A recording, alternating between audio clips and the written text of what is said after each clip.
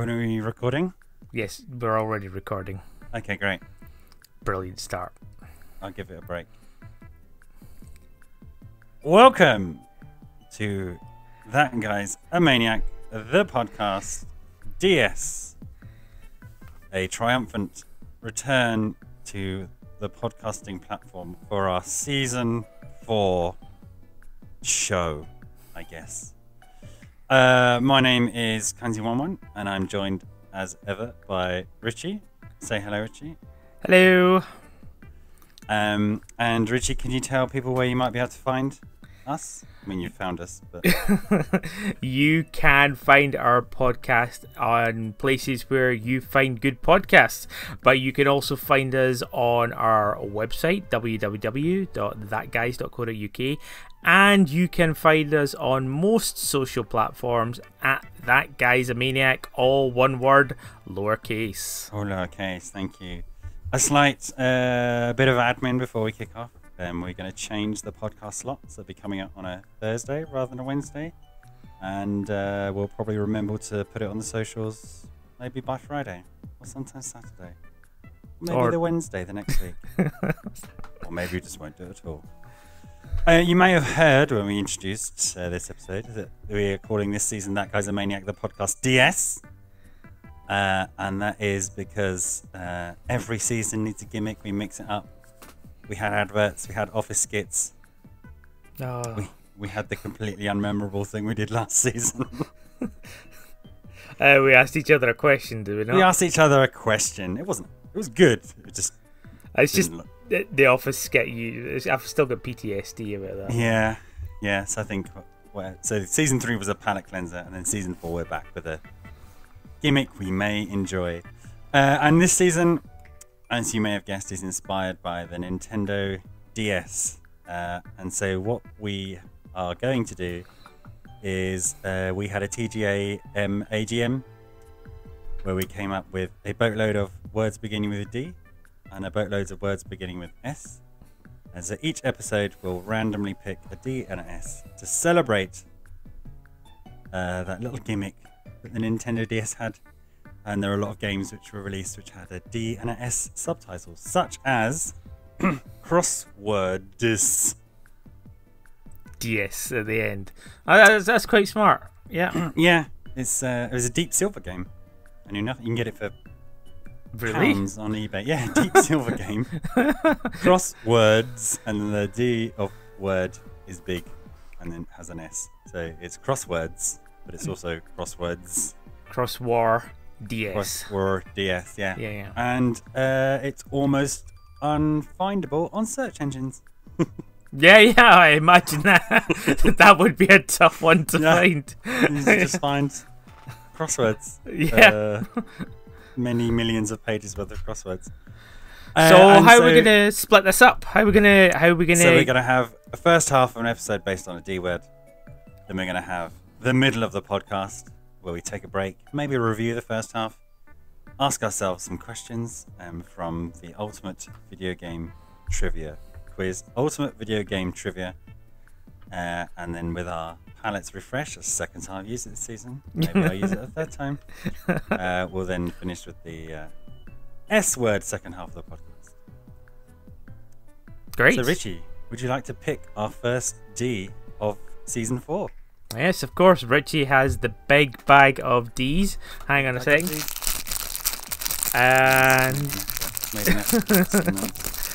And I have pulled out dinosaurs. Oh, dinosaurs. That's a good one. I've got the equally big bag of S's. Gonna go really deep. I hope we don't milk this feature for all it's worth. I've pulled out an S. 4. Which is not the one we kept saying. Spiders? Spiders, yes. Spiders! Sorry. The handwriting was really difficult to read. So there we go. Episode 1. Season 4.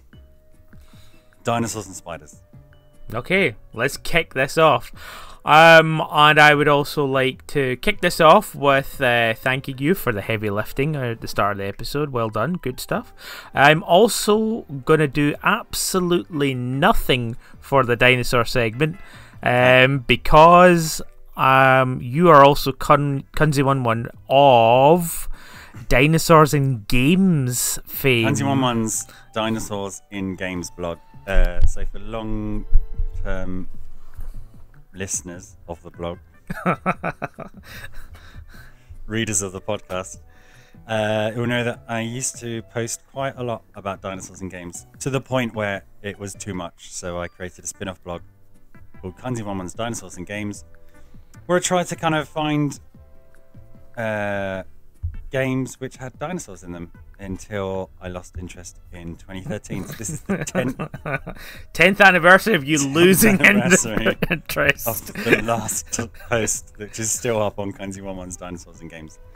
It started, I think the reason why I stopped doing it is because it started when I think it was kind of theoretically possible to pick out all the games, or find all the games which had dinosaurs in. And I tried to play most of them. There's a lot of like edutainment shovelware, that I ended up spending quite a bit of money on because they're quite hard to get hold of, as well as like massive titles, right? So Warcraft, World of Warcraft has some dinosaurs in it. I feature in that one as well. I think took some screenshots for you. You took loads of screenshots of the Ungaboro crater, whatever it is. Ungoro crater. Yeah, well done. Yeah. There's obviously lots of Jurassic Park tie-in games. Pokemon has a bunch of... It's dinosaurs and prehistoric creatures. Pokemon had a bunch of dinosaurs and prehistoric creatures.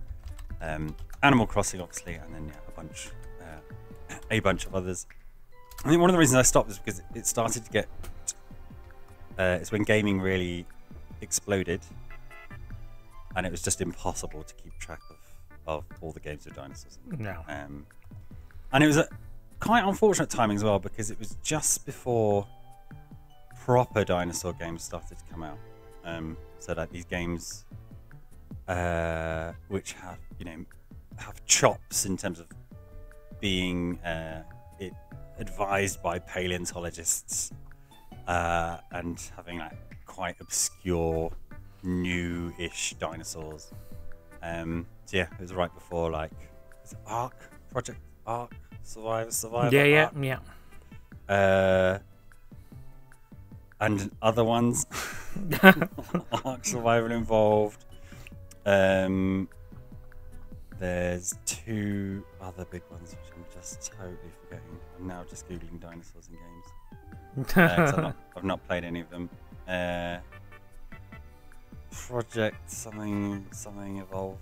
I don't know. Project Evo. Anyway, yes, whole bunch of quality dinosaur games which, prided themselves on having accurate dinosaurs. Whereas before that, it was a bit gimmicky and a bit jokey. So one of my favourite posts on Kunzi11's Dinosaurs in Games was dinosaurs and prehistoric creatures in games. Was how it was always like the same four dinosaurs would. It was like the staples. Yeah, they'd be like archetypes. Normally in a first-person shooter, so you'd have like the annoying, flying pterosaurs, which obviously are not dinosaurs, but they'd kind of fill the role of all annoying flying enemies in shooters like helicopters and drones and jetpack guys. Then you kind of have your little piddly annoyers of like your head crab level annoying things, which would normally be Compsognathus or something like that. And then the little spitters. Yeah, little spitters. No, the little biters. Yeah. And then your kind of velociraptors would be your standard bad guy. Yeah, they would be the human-sized, easy one to put in. Yeah, well, the one which you're shooting at about 1,000 in the face continuously. And then your T-Rex, if you're being basic, or your Spinosaurus or whatever would be the big boss. Yeah, or it would just be the head of the T-Rex that you would be shooting. It wouldn't be, you wouldn't see the rest of his body or something like that. I'm reminded of something like that in Dino Crisis, I think. Yeah, Dino Crisis. Yeah. But just to quickly pause, because I'm sure a lot of our readers are just like, wait a minute, what? With regards to your pterosaur statement. Yeah. Obviously, they aren't dinosaurs. Now, that's not obvious to a lot of people. Uh-huh. So, do you want to elaborate on that?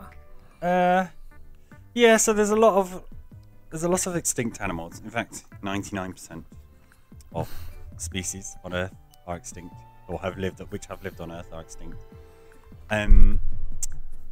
But across that range, from origins of life, origins of vertebrates, origins of like multicellular macroscopic life, some organisms get a lot more of the limelight than others. Yeah. So obviously dinosaurs are exciting, they're large, they're kind of cool, get way more kind of attention. There are other, arguably cool big animals, but like not that interested in extinct mammals, etc. But then living at the same time as them, which was a huge chunk of time, like 160 million years, whatever it was, you also had other large reptiles, one of which is the marine reptiles, so things like ichthyosaurs, mosasaurs, plesiosaurs, and then in the skies you have the pterosaurs, which are flying reptiles, and very commonly, just in popular culture, I mean, you find it incorrect everywhere you look. Newspaper headlines, sci-fi based on prehistoric times. All those reptiles kind of get grouped together, but actually, the marine reptiles and pterosaurs are a separate group of reptiles, which happen to be large, happen to live and die throughout the Mesozoic, and then the rest are kind of your dinosaurs. Yeah, dinosaurs as an umbrella term for the social consciousness. Kind of puts everything under there. Yeah, everything that you see, together. The big swimming things, the big flying things, and the big lang things often get called, grouped together as dinosaurs. And many of the dinosaur-based and themed games would just quite happily just mix them all in and not really think about it, or make any kind of statement to the fact that they were not truly dinosaurs. In addition to having games based on dinosaurs, there are lots of museums with dinosaurs in them.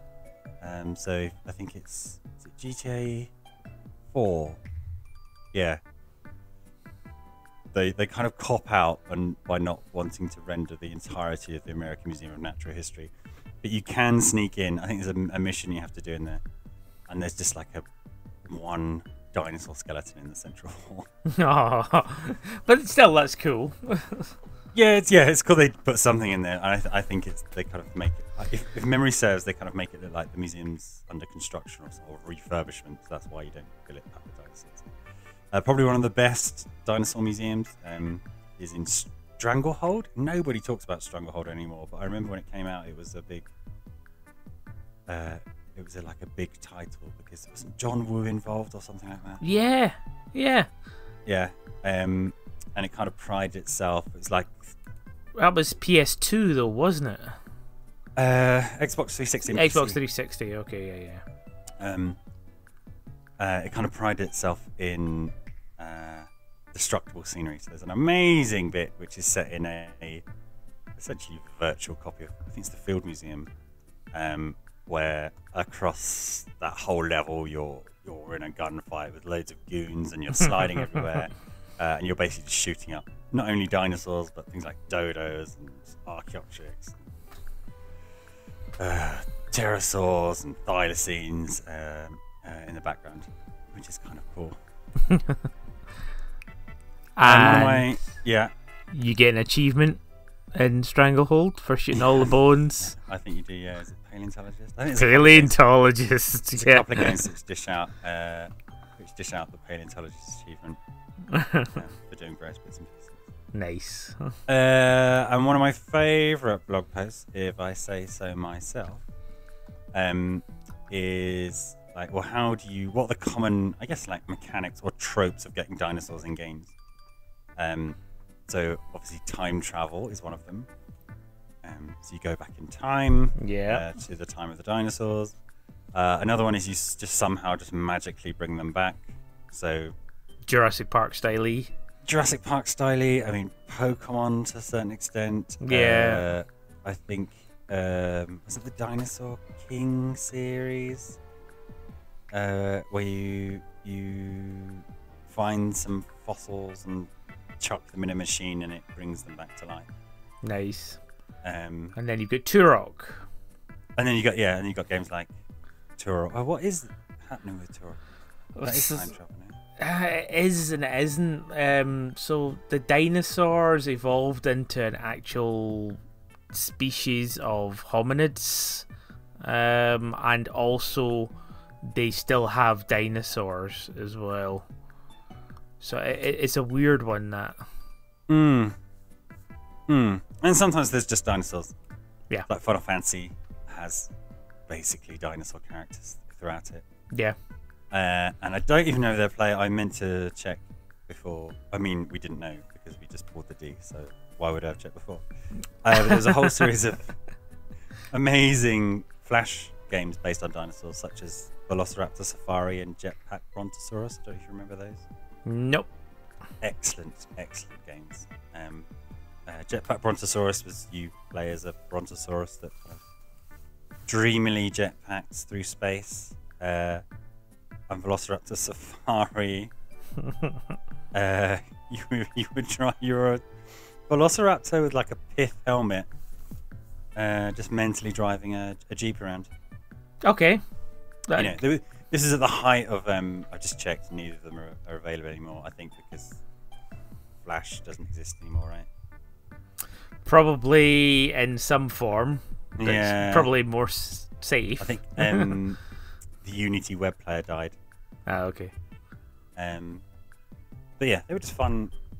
Yeah, there was a whole generation of people who would while away time they should have been spent playing these like short arcadey Flash games, some of which featured dinosaurs. Jurassic Park perhaps we should focus on Jurassic Park for this segment. Where in your heart of hearts, where do you think Jurassic Park sits on like the big tree of video game adaptations, right? If you think, there's Star Wars is really inconsistent. Like some absolute belters, and then a lot of dross. I can't think of any stunning Jurassic Park games. I think there was one. It was either called Genesis or it was on the Genesis. But no, I think like there was like maybe one or two great ones, and the rest are just middling 5 out of 10s. Yeah. There's certainly it's Jurassic Park. It might have just been called Jurassic Park. I played it on the Mega Drive. Probably came out with SNES, and it was just a brutal platformer. Of course it was, because that's how movie tie-ins work in the 16-bit era. Yeah. Very loosely based on there'd be certain sections where, oh, this bit was in the film, and then there'd be the other bit where like, oh yeah, I don't remember them having to jump on a series of dinghies down a river whilst being attacked. Oh my god, with the occasional Triceratops popping out around the corner. Is it as bad as the Wayne's World intermission? Intermission, yeah. Because the rest of that game really followed the plot of the movie. No, it's not quite as bad as that. One of the ones I did hunt down when I was really enthusiastic about collecting all these games was Jurassic Park 3: The DNA Factor, which was a puzzle game where you had to fire DNA bases in like a horizontally swirling helix. Oh, nice. And so you had to match the base pairs. So there's like two, sort of like I want to call it Bust a Move, but with a vortex. Yeah, and you had to really precisely position them into this helix. Good fun, yeah. And there was they even went. The reason why it was really hard, really hard, not that enjoyable to play. But the reason why I endeavoured as much as I did is because there is like a story in between the levels about them. I don't know, reconstituting DNA to save the dinosaurs. Some mad thing like that. But some of the good ones, well, one of them, I don't know if it's good or not. It's a cult classic, I guess. Is Jurassic Park Trespasser. Trespasser. Yeah. Which was kind of famous now and inspired. Like, it was doing a lot that then kind of made it into subsequent games. But it was just way too ambitious. So it was 1998. I think it was just PC. Yeah. And you may have come across it because the main character, her health bar was on her boobs. Do you remember this? Oh God, no. And so you had to look pioneering down. The way for all video games. And so you had to like look down at your chest to see how full, I think it's like a heart tattoo is. And they made these huge, like, bold claims about how accurate the dinosaurs were. I mean, you look at screenshots now, like, fucking hell, how is this peak of anything? It just like looks like really bad Turok, to be honest. Turok without the fog. But then they had this really complex kind of AI in the old-fashioned sense of AI, where dinosaurs would have complex motivations and inner lives and interactions. But then on launch, like, even that didn't work. So for some reason, they were just all set to maximum aggressive all the time. Because when they were just given choice with all this kind of this artificial intelligence, they just kind of zoned out. They didn't do anything. They wouldn't go and drink or eat or fight each other. So they ended up, I think, just a quick fix, and it just turned them into maximum aggressive. Great, fantastic, yeah. They had like options paralysis basically when they were given enough intelligence. Yeah. Well, I mean, well, I don't know what to do. And just kind of end up doing procrastinate. Yeah, basically massively. Excellent. massively procrastinate. And then as you mentioned before, Operation Genesis was right, okay, but yeah, that's like good. One of the best ones or something like that. Yeah, very good park building game. And now there is I did try it. It's basically it's a gacha game. Okay. Jurassic Park, is it Evolution or something like that? Evolution 2. Which did end up getting, I think it's one of those weird ones which ended up getting a port to consoles. Looks gorgeous.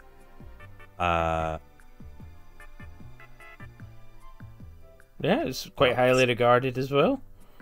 Yeah. 9 out of 10. I might be wrong in saying that it started out as a gacha game. It was definitely a very popular Jurassic Park gacha game. 77 on Metacritic, and like over 95% in customer reviews on Steam. Yeah, it's a good one. So it looks great. I had a campaign. Good. And then the Lego Jurassic World. World?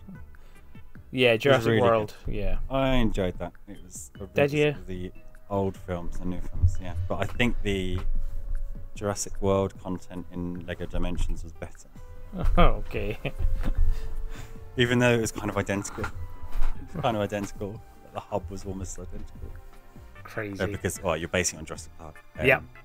But it was cool to, play as Stun Rod Man in Doctor Who land or Harry Potter land. Yeah, or Stun Rod around. Man. Chris Pratt. No. So Chris Pratt was one of the characters, and then another one was like the asset containment unit guys. Okay. So it's just like a guy with a stun rod, and I really liked playing as the man with a stun rod because everyone else is Batman, Gandalf, Sonic the Hedgehog, Emmett from the Lego Movie. Who else was in it? Oh, just Back to the Future. Yeah. Yeah. Ghostbusters, and then Stun Rod Man from Jurassic World. So yeah, I kind of liked, I think I like pretty much just role played as this guy who just turned up to his day at work and things went really weird, driving around in the mystery machine and whatnot. Fantastic. Yeah. What a mental series. I really wish they'd re-release that, but without the toy aspect to it. Yeah. It was a great thing. Well, that was huge. And weirdly, I was playing on the Wii U. Not weirdly, stupidly, I was playing on the Wii U. Which, all the DLC for that just instantly filled the internal memory of the Wii. Do you have any special shout-outs for Dinosaurs in Games, Richie? I want to say Riptor. Oh yeah, in Killer Instinct. Yeah. I'm guessing he was your favourite character. He was, but it hurt me. Yeah. Hurt my soul because he was she? I think maybe it's she. Them. They. Let's just cover all bases. They. Their Ultra was hard to pull off. Yeah. Because it was I think it was the shoulder buttons. Oh right, okay. But yeah.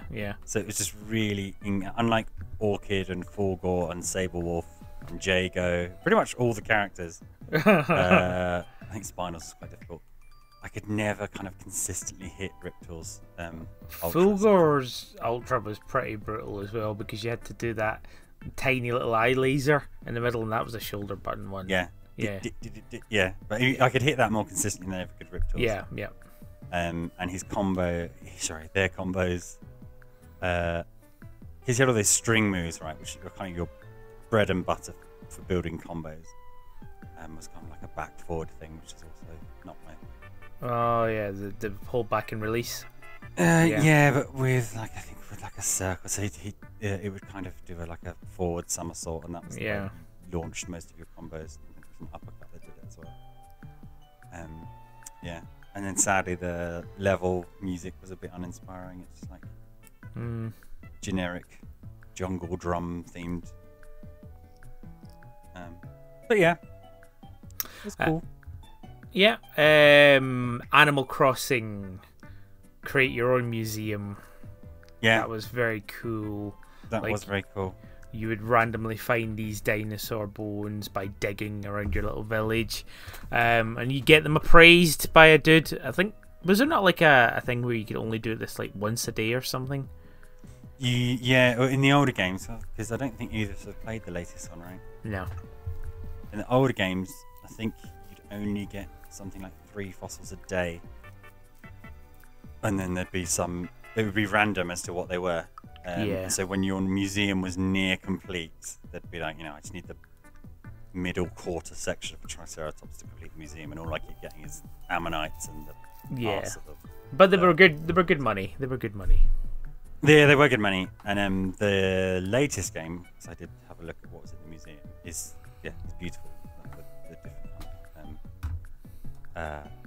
fossils that you can get. But it did raise some, because there's all kinds of fan theories about how Animal Crossing works, right? Is it like some kind of simulation of like these identikit villages, or some like behavioral control?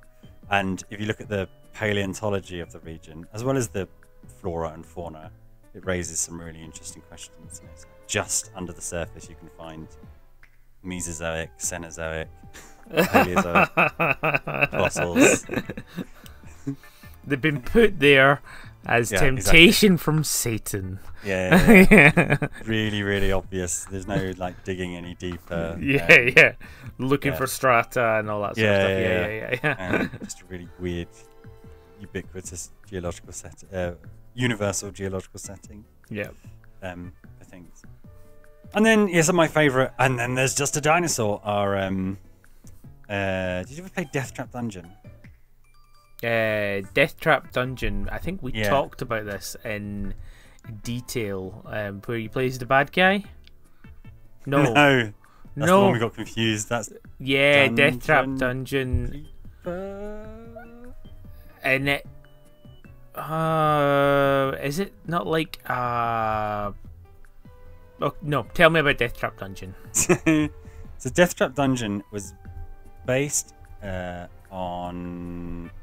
Was it based? It was like Ian Livingstone's Deathtrap Dungeon. Oh no way! Okay, cool. That's what I know. Yeah.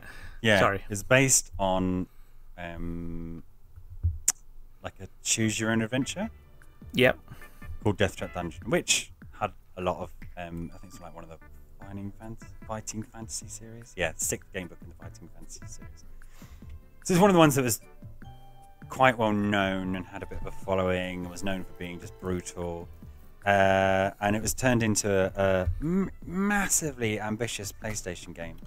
And I remember at the time, when did it come out? 1998 it came out.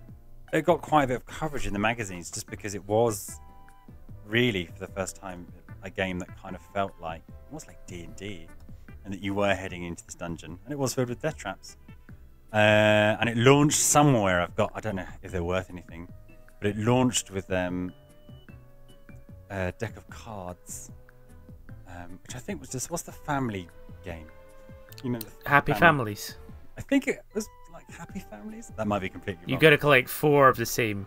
Yeah, they had different suits based on all the enemies in the game. And that's quite fun. But yeah, Death Dungeon was really, really difficult, like really challenging. Not only with the death traps, but with the creatures and the bosses. Like brilliant game. That's one of the ones that I really would like to kind of, dig out and replay. It's available on Steam. How well it holds up. I wonder if there's like a stack of mods to kind of. Yeah, there probably is. Yeah. But Great. yeah. If that sounds interesting, give it a whirl.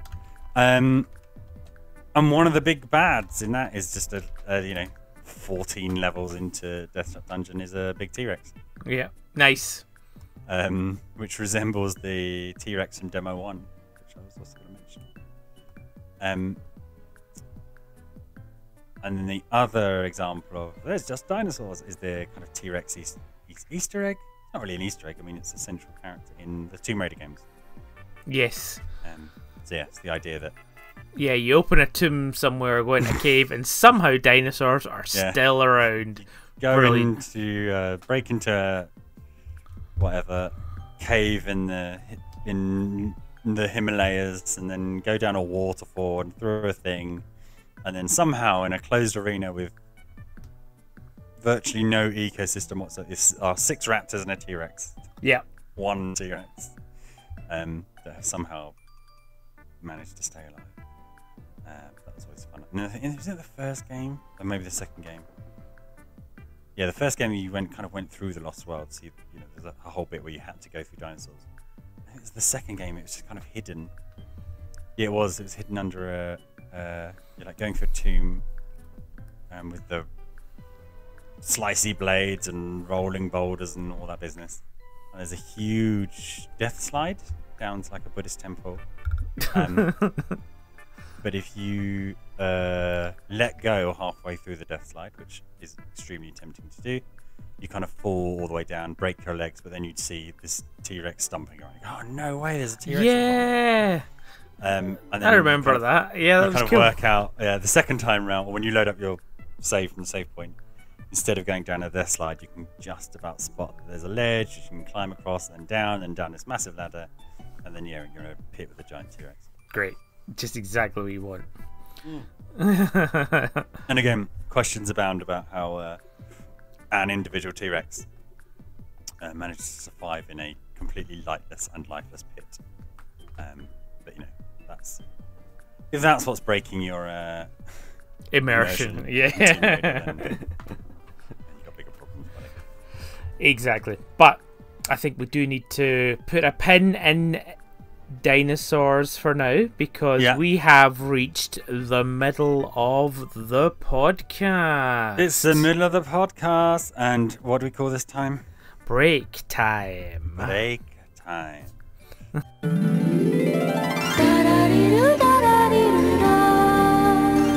Break time. For those of you who remember the excellent DS title, Rub Rabbits. Rub Rabbits, but here it was it called Project Rub? Wow. Yeah. Yeah, we got really weirdly it got a different title here because I think it was a bit too provocative. Yeah. So here it was called Project Rub. In America it's called Feel the Magic XYXX. Okay. And in Europe and Australia it was called Project Rub. Okay. And in Japan it was called Kimi no Tame na Shineru, which means I would die for you. Okay. But we'll explain break time. It was an early DS game, I seem to remember. 2005? Is that stuck up? From Sega. And it was a bunch of mini games where essentially you were trying to woo a woman. Or it started off as trying to kind of woo a woman. But we played through various touchscreen games. Which got increasingly bizarre. Like you'd have to remove goldfish from somebody's stomach. Or like ride a unicorn. It's very good. It is very good. But halfway through these mini games, there would be break a time, and then you'd have a break. So that's what we're doing for this season. And during break time, we will quiz each other with the ultimate video game trivia. Are you ready for the first ever ultimate video game trivia? I am braced, ready, and prepared. This is quite a tricky question, I think. In online gaming, what does the acronym MOBA mean? Ooh. Yeah, see what I mean? I mean, I know what MOBAs are. Yeah. Yeah, they're multiplayer online battle arena. Well done. Yeah. Good pull. Nice. Yeah. Okay. You ready? You prepped? Yeah. Good. In which entry of the Assassin's Creed series does Cesar Borgia appear as the main antagonist? It is one of the ones I've played. So me and my wife are chipping away at the series from either end. So playing like the last one and then the first one. Is it Assassin's Creed 2 Brotherhood? No, it just says Assassin's Creed Brotherhood here. Okay. I mean, I think that is Assassin's Creed 2 Brotherhood. Okay. Or was it a spin-off? Oh, that's another one of those examples. Call back to last season. Yeah, of what is the third game in the series. Yeah. But it's 2 games before Assassin's Creed 3. Yeah, it's the third game in the series. And there's another game after that, then Assassin's Creed 3. Oh well, close. Voiced by Robert Clotworthy, who is the protagonist of StarCraft 2 Wings of Liberty. Robert Clockworthy. Clotworthy. The protagonist. Yeah? I mean, have you ever played StarCraft 2 Wings of Liberty? Yeah. I mean, name a man from StarCraft, I guess. I can't remember his name. I want to say it's like Jim. Yeah? That's all I can remember. What's his rank, do you reckon? Oh, probably... I mean, he was from the first game as well. Mm-hmm. He was the one that... Kerrigan! Yeah. So what's his military rank, do you reckon? Oh, it's quite high. Corporal, Captain, General. Oh, yeah. General. General Jim. Yeah. Pringles. Oh, Rainer. I'll give you half a point. Okay. Yeah. Because I could hear you. The cogs physically wrenching that from your memory as you were speaking. Pure recall, nothing else. Right. Okay. Right. Cast your mind back to when you were, but just a babe, or indeed before. Yes, okay. very, very, very much before. Released in 1971. Which computer game? I said that weird. Which computer game featured a journey to Willamette Valley and a possible game over due to the player dying from dysentery? Is that Oregon Trail? It is Oregon Trail. And that's the end of the middle of the podcast. That's the end of break. Actually, before we end break time. Oh, okay. Maybe a podcast another time. Do you recognise a difference between video game and computer game? No. Okay. I've recently learned that some people do.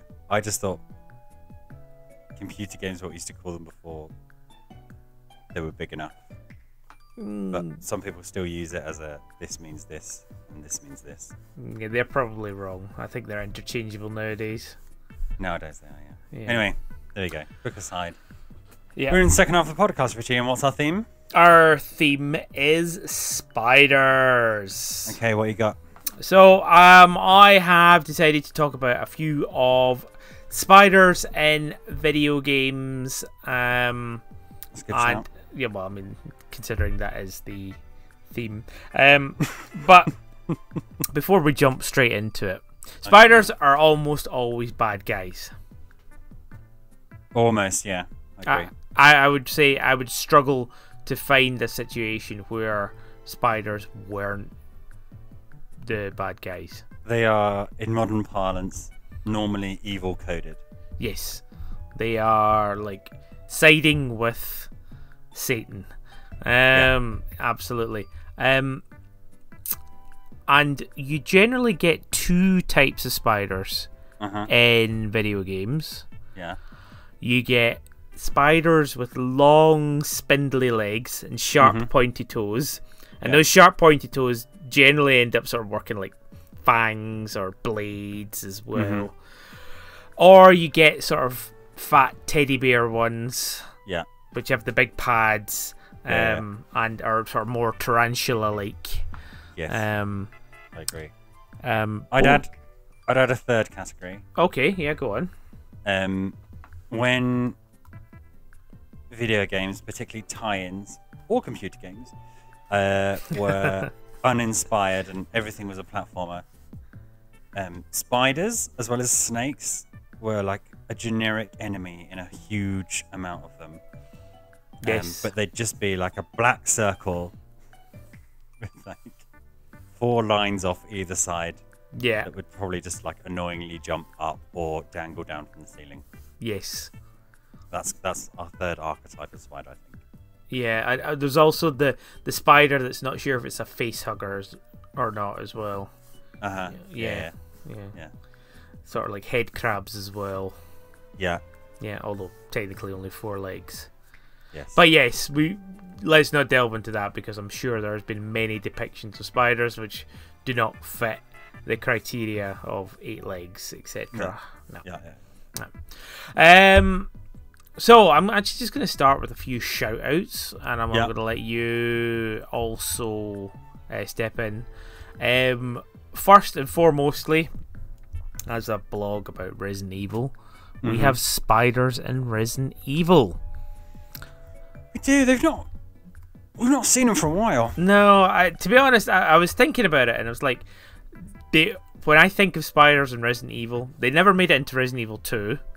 Or did they? Were they down? They did, down in the sewers, weren't they? Ah, yeah. Okay, yeah. But there's only 2 corridors where it's possible after your to see third them, replay, you're just like, okay, I I just need to run through it. There's no point stopping. Yeah.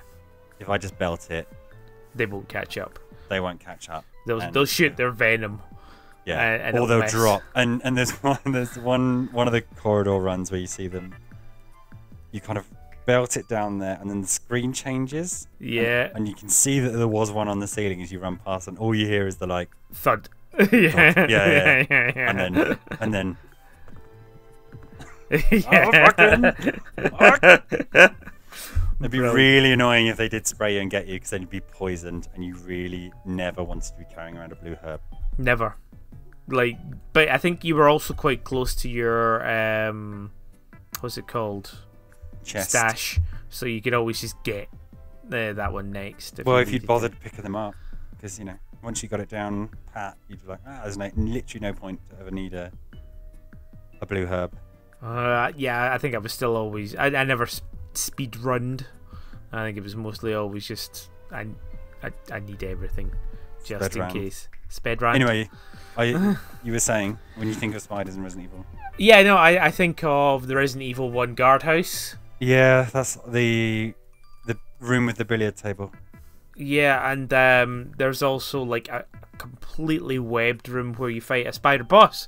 Oh, yeah. Which is again another trope from video games. Is like lots and lots of tiny little spiders. Oh, slightly larger spider must be like the king or the queen or the boss. Yeah. Yeah. And they'll annoy you whilst the big one does some damage to you. Yeah. Did the spider have a name? Black Tiger in the remaster? Black Tiger. Apparently. Oh, come on. I feel like that's like a mistranslation. Like Donkey Kong. Monkey, tiger, spider. Monkey, donkey, tiger, spider. One of these begins... I love the fact you're not even registering the bullshit I'm saying. No, I'm not. I just vamp for time whilst I read it. This fellow was... Umbrella researchers at the facility had some of their BOWs marked for disposure. Disposure? Disposure. Exposure, but not... Disposure? Disposal, I think they mean, right? Maybe it's disposure a thing. Maybe. It's Removing weird. the Anyway, exposure.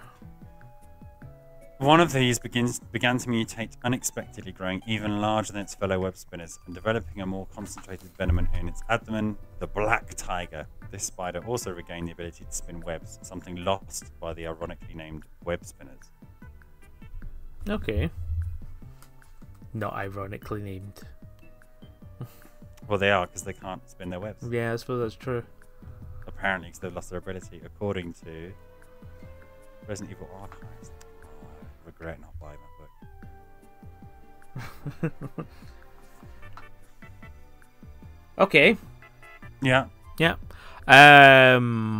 Would you like to see the return of Resident Evil Spiders? I want a Resident Evil 1 remake done like the recent ones. But you've already got remake. It's right there. But it's not the same. Like this new engine, the Umbrella engine. Yeah. But Resident Evil 1, I think it would be much better. Is it the Umbrella engine? I forget. No, I think Biohazard engine. Something engine. Yeah. Steam engine? No. Dream engine? Choo choo tank engine. Vape for time. Vape for time. No. Yeah, no. Like I think RE engine. Okay. RE engine, but yeah, the remake that was done. I mean, that was done like well over a decade ago. Mm-hmm. And we've had Resident Evil 4, which came out after the remake, or around the same time already. I think we're due a Resident Evil 1 revisit. I think you need to play remake. Why? Get over the fact that the mansion's different. It is really good. It's very good. The mansion's different though. It is, but that's what's going to be remade, Richie. Nah, they would remake the original. No, they're doing the remake. Nah. They wouldn't put in all those stupid things and the crimson heads and all that sort of stuff. No. And Lisa Trevor's. Ah. Hey, listen. You know in Resident Evil 3. Yes. Both of them. Yes. When you go to the power station. Sure. And you get those horrible things which dangle down and can take your head off with one slice. Oh, the monkeys, the purple monkeys. No, they're in Resident Evil 1. Yeah, Resident Evil okay. 3. What are they? Are they spiders? You know what? Yeah, they probably are spiders. But what is the thing that hangs down? Is it their front claws like this? Yeah, they grab on and then... I just googled Resident Evil 3 head.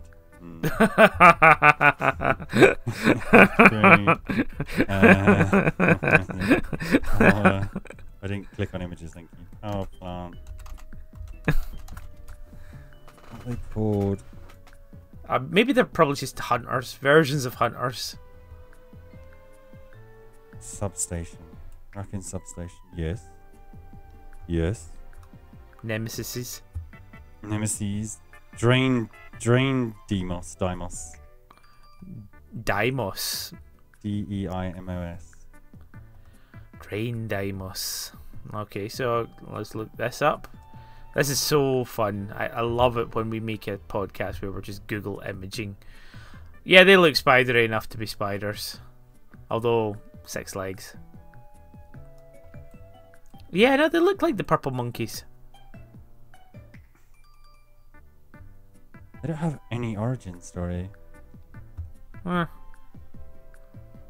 They're called Drain Deimos, so maybe it's like it is the gunk you get in drains that's mutated. It's like some poor little drain fly. Okay. Yeah. Well, Evolved drain flies. Yeah. Honorary shout out to Drain Deimos. Yeah. Deimos. In the spider vein. Yeah. Okay.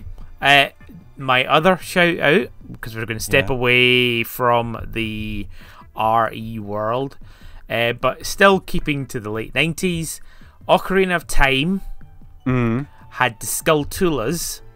Oh yeah. But more horrifically, there was the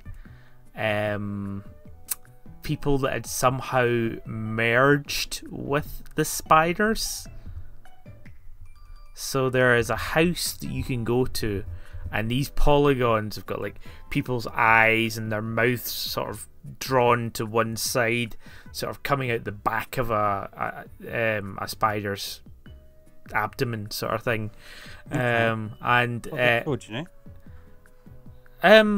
I don't know actually off the top of my head. I'll vamp for time. I'm looking. Yeah, is it in the House of Skulltula? Yeah, probably. Yeah. But basically, part of the Ocarina of Time game is to go through, collect the gold Skulltula tokens, and this somehow frees them from the curse. So you're going around and you're looking for these, and they then become less spidery. But yeah, quite horrific actually. Sort of like I'm body horror stuff. The sprite of a cursed rich man. Cursed rich man. And yeah, but like you see, it is weird because it is proper body horror because they're coming out like upside down or hanging from like the abdomen, and there's like a leg coming out of the head and stuff like that. It's really, really. And then, like, one of the legs looks like a spindly spider leg, but then it's got like a hand at the end. Yeah. Like that is nightmare fuel. Pure nightmare fuel. What did this man do to get the Keth? That's a good question. Please don't look it up though. You're looking it up, aren't you? Yeah, it's not obvious. No. Okay, good. Yeah. Also in Majora's Mask. Were they? Yeah. Okay. I don't remember them too much. I do remember like collecting a lot of the Skulltulas because I think you got some good rewards each time you unlocked them. How many were there? 100? Yeah, something like that. Christ. Well, nah, probably not 100. But Yeah, that was 100. it was 100. Wow. Yeah. Because it would be a reason to go back to old dungeons as well. It's like, now I've unlocked the floaty boots, I'll be able to go to this room. And you go to the room and you're like, there's a gold skull titular that I can get. But I can't reach it, and I need the extra long hook shot, etc., etc. Yeah. Yeah. So shout out to them. And yeah, I mean, like, I think they're one of the first sort of enemies. You sort of, when you go into the Deku Tree, you get the weird sort of Venus flytrap enemies, and then you've got the spiders that just drop down. Really, really good sound effect. My interpretation of it was awful. And then they spin around, and you've got to hit the underneath of them. Yeah. Find their weak spot. In the best Legend of Zelda game, the only one that I've played many times, Legend of Zelda Link's crossbow training. There's a whole thing where you have to kind of shoot them, spin them around, then shoot them again. Yeah, exactly that. It's the same thing in the game.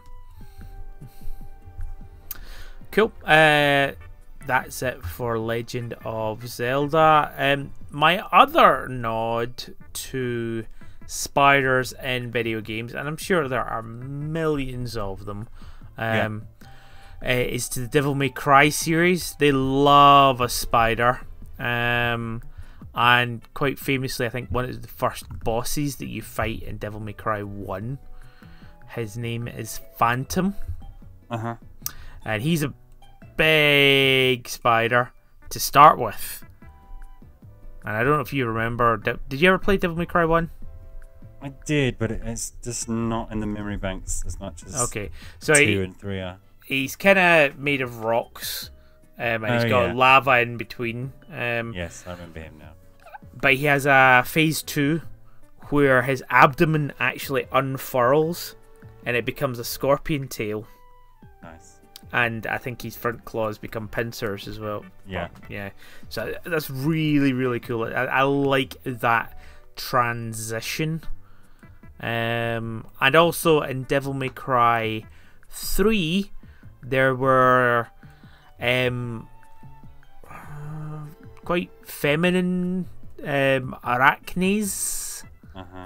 So they were like the souls of women, but there were also spiders, and there would be like screams and stuff like that. That ring any bells with you, Devil May Cry 3? Yeah. Oh yeah, like Devil May Cry loves spiders. Spiders, snakes, and scorpions feature a lot as bosses. Right? I think of lots of bullet hell games. Yeah. And side-scrolling shooters where you'd have like, animal-themed bosses, and then thinking about Devil May Cry, Resident Evil, those kind of encounters, like, oh yeah, it's the spider boss. Yeah, like you've said the spider boss more times in your life than you can imagine. Yeah. And it's as commonplace as like the helicopter boss. Yeah. I would always be like an early boss. Yeah, or final boss as well. Yeah. Horrible helicopter bosses. And my last shout out, so hopefully you have some spiders in games that you want to talk about. Good. My last shout out is actually a game that I've not played, but whilst I was researching, I thought this looks amazing. But Limbo, you know the game Limbo? Oh yeah. They've got a very spindly legged, falls in the category of the spindly spider that's just following, and I was just watching like images of this, and like, that is beautiful but absolutely horrific because it's kind of like a shadow of a spider, and it's kind of fluid as well. Really, really, really cool. I dig that.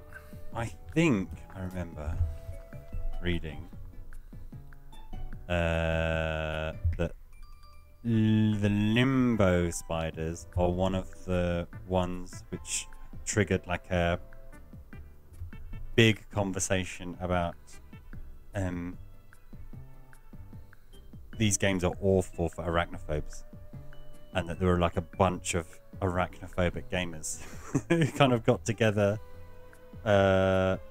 because unlike, I guess, most of the spiders that we've discussed, which are kind of, you know, a bit comedy, or they tend to be the big fat kind, there's something about the limbo spiders which do embody, I think, where most people are afraid of, right? Most people, I don't think, are afraid of those big, I hairy think the spiders. big body tarantulas are quite triggering for a lot of people. But I think it's, yeah, but you know, they're not the kind which you'll be laying in bed and you look at the ceiling and you'll see. Yeah. You know, or they're not the kind that will like pop up out of the plug hole. But there's something about the animation in Limbo, and also the, you know, famously the fact that there's like a lurking dread all the time, rather than it being, you know, you can see it and its face and its glowing weak spots. But yeah, kind of did trigger this moment of actually quite a few gamers are arachnophobic, and perhaps we need to do something about this. Yeah, and there is some game, I can't remember if they did it for spiders. There's some game which has like a toggle in the settings, so you can turn off something. I'm not too sure if it's spiders or something similar, something else that has like quite a lot of phobias. Yeah, I guarantee that is definitely a thing. Yeah, like there'll be people who'll have made mods to remove spiders from the game and things like that. If you look, there's lots of threads saying like, how bad are the spider encounters in Limbo? How bad are the spider encounters in Yeah, so like there's one of the things in World of Warcraft, but back in the day when I played it, I played a hunter. I always wanted to have a spider, just because it would freak everybody out, because you send the spider in, so all the people who are like fighting the boss in melee would then have this screeching noise of the spider coming in and fighting alongside them. But just because I'm a horrible person. Yeah. Just give you that competitive edge. Not really. They weren't even like viable as pets, but griefing and also griefing. The fucking, speaking of annoying spider, the spider that's ingrained the most fear in me, this is the second time we mentioned this game in this podcast, is the tarantula in Animal Crossing. Ooh. Is that one of the bugs that you can pick up on the island? It was one of the ones where they'd only spawn at a certain time of year, so the tarantula and the scorpion, and you'd have to approach them really carefully, otherwise they would run and bite you and then disappear, and they were quite rare as well. So not only were you like trying to catch them for the first time, but you could also do yourself a wrong. Yeah, because then you'd have to wait until whatever 8 o'clock the next day during summer in order to have a chance to catch them.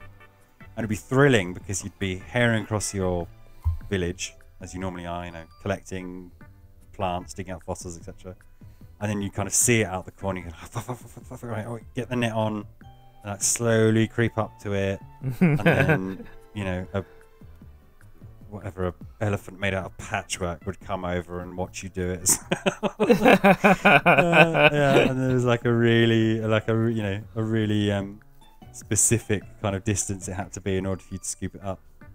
But that would genuinely create a sense of fear. So it's like fear of missing it, and also just the brutal, like when it bites you and you kind of pass out and wake up and then it's gone. Miss the tarantula for another day. Yeah. Is that you done with your shout-outs? That is my shout-outs. I would like to raise 2 very good non-evil Satan-coded spiders. Nice. One in a game that I've recently played is the very excellent It Takes Two. Okay, yeah. Have you played that? Nope. I thoroughly recommend it. It's one of those games which comes thoroughly recommended, and you see I don't know, the trailer for it. Like, I don't know, but it is genuinely brilliant. Yeah, I feel like it was the same with Goose Game. Untitled Goose Game. Yeah. Yeah. But so the thing about It Takes Two is it's couch co-op, and it's brilliant. It takes the idea of, like, what if, you know, in two-player games where one person has to hold the lever and the person goes through and then they find the lever. Yeah. What if we took moments like that but made them more interesting and just made a whole game out of them? And the story's nutty and it goes all kinds of places and it's like really emotional at the end, through these two characters. But you're both doing different things, and I think the reason why it's a success is because both things are also really interesting. Okay. And kind of perfectly designed for you to be able to fuck each other up as well. So a lot of the progress in that game is just abandoned because, you know, you're relying on the other person to fire arrows to create a platform for you to jump across, but they could also like remove the arrows at the same time. So, you know, like removing them just as you jump and you go, ha ha ha ha, okay, no, seriously, let's do it this time. And they kind of do that. So really fun game. And if there's two of you and you're looking for a game to play and it's couch co-op, it's not too difficult, but it's by no stretch of the imagination easy either. Stick with the story starts really badly, in that you hate two of the three characters. They grow on you.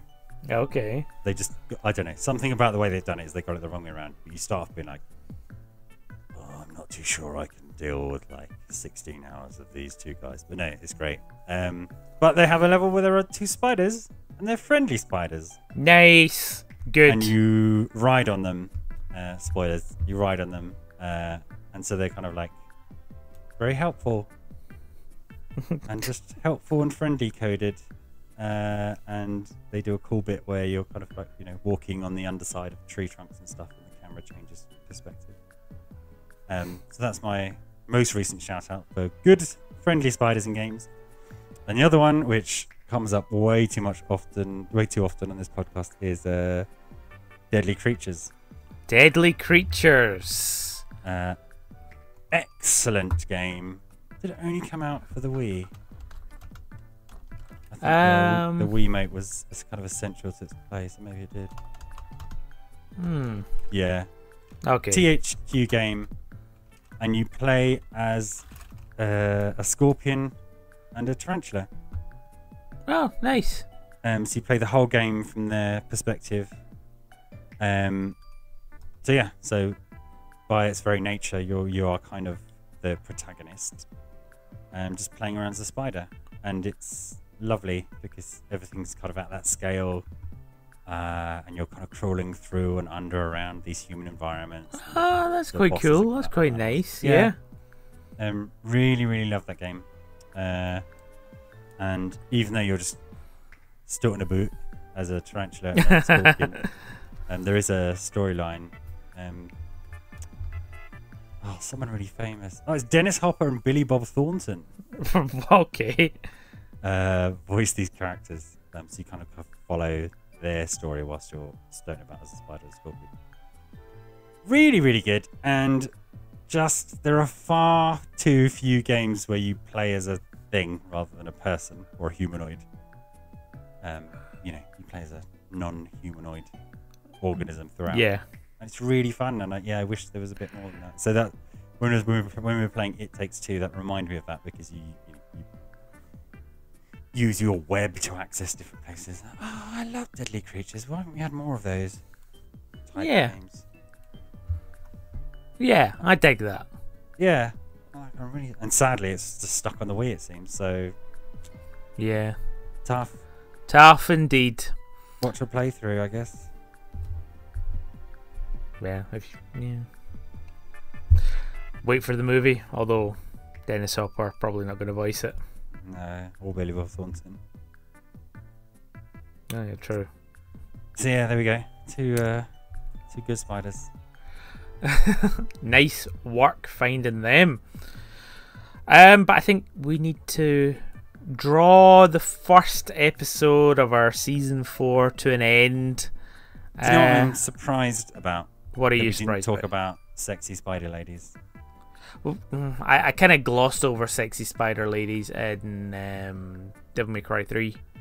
They were definitely more spiders than ladies. Okay. I was thinking, like, if you slide the slider a little bit more towards ladies than spiders, that's the whole thing. Yeah, like where they've got like sort of a mermaid, except it's got spider legs. Boobs and spider legs, yeah. Yeah. That's it. And tapping into that whole trope of being a man-eater, Black Widow type thing. But like, I can't even think of a game which has them. Well, when you were talking about Devil May Cry, in my mind... There's a boss. But she's the bat lady, no? Bat Sexy lady. Bat lady. Sexy bat lady, yeah. There you go. Bats, spiders, and scorpions. Those are all evil coded. Yep. Oh, Right. God. Poor bats. Although Batman does offer quite a lot of... Counterbalance. To yeah. Oh, and suppose Spider-Man. Oh, fuck, yeah. what a brilliant way to end the podcast. That's it. Yeah. That guy's a maniac. Why'd he bite me?